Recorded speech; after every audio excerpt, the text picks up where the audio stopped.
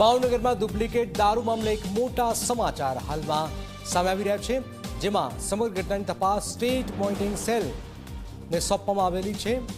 એક મોટી ખબર છે। સ્ટેટ મોનિટરિંગ સેલને હવાલે છે। એસએમસીએ તપાસ માટે સીટની રચના પણ કરી છે।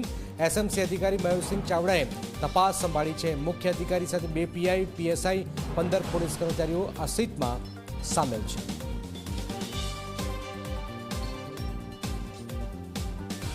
ભાવનગરમાં જે લઠ્ઠાકાંડ થયું છે એમાં 4 લોકોના મોત થયા છે, એકનું શંકાસ્પદ, ટોટલ 5ના મોત થયા છે। પોલીસ હવે રહીને જાગી રહી છે। પોલીસ શા માટે વહેલા તપાસ નથી કરી રહી? ગુજરાતમાં બેફામ નકલી દારૂનો જે રાફડો ફાટ્યો છે ત્યાર પછી જે ઘટનાક્રમ સર્જાયો છે, જેમાં હવે એસએમસીને તપાસ સોંપવામાં આવેલી છે।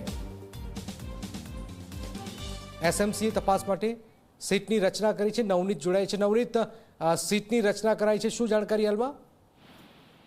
ચોક્કસજનક જે રીતના ભાવનગરની અંદર લઠ્ઠાકાંડ સામે આવ્યો છે ને અત્યાર સુધીમાં 5 લોકોના મોત થઈ ચૂક્યા છે અને એની પુષ્ટિ પણ કરી દેવામાં આવી છે, પરંતુ આજે તપાસ આગળ વધી રહી હતી તેને હવે એસએમસીએ આખી સંપૂર્ણ તપાસની જે ધુરા છે સંભાળી છે।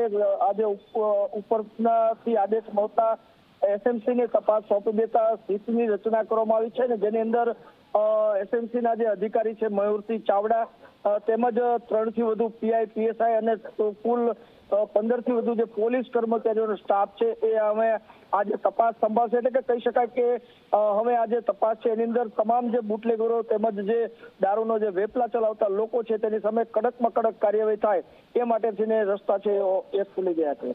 જી જનક, બિલકુલ આભાર। હાલમાં એસએમસીએ તપાસ માટે એસઆઈટીની રચના કરી છે।